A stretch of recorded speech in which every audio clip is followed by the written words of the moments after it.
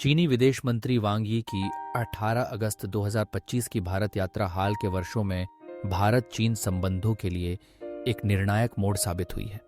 इस 2 दिवसीय दौरे का मुख्य उद्देश्य सीमा क्षेत्रों में तनाव कम करना और द्विपक्षीय संबंधों को पुनर्जीवित करना था।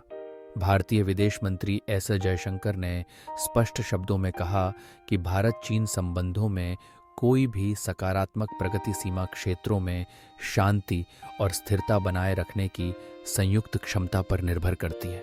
उनके अनुसार सीमा क्षेत्रों में तनाव कम करना और सैनिकों की वापसी से ही विश्वास बहाल हो सकता है।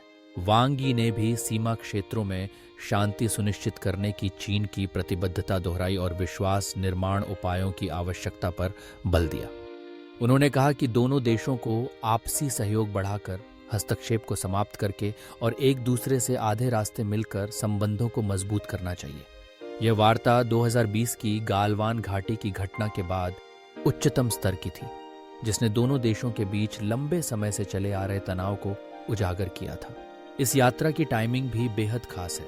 प्रधानमंत्री नरेंद्र मोदी के आगामी चीन दौरे से ठीक पहले, जब वे शंघाई सहयोग संगठन SCO शिखर सम्मेलन में भाग लेने के लिए 31 अगस्त से 1 सितंबर तक चीन जाएंगे।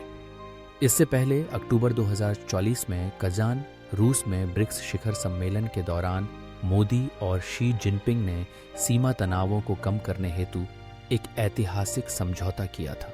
हालांकि दोनों देशों ने सीमा क्षेत्रों में शांति के लिए कई समझौते किए हैं, लेकिन वास्तविक नियंत्रण रेखा LAC के विभिन्न हिस्सों में अभी भी मतभेद बने हुए हैं। इन मतभेदों को दूर करने के लिए निरंतर संवाद और विश्वास निर्माण प्रक्रियाएं बेहद जरूरी हैं। वांग यी की यह यात्रा स्पष्ट संकेत देती है कि भारत और चीन अपने संबंधों को सुधारने और क्षेत्रीय वैश्विक स्थिरता के लिए सीमा तनाव कम करने के प्रति गंभीर हैं। आने वाले दिनों में इन प्रयासों का असर दोनों देशों के समग्र संबंधों और एशिया की रणनीतिक स्थिरता पर गहरा पड़ सकता है।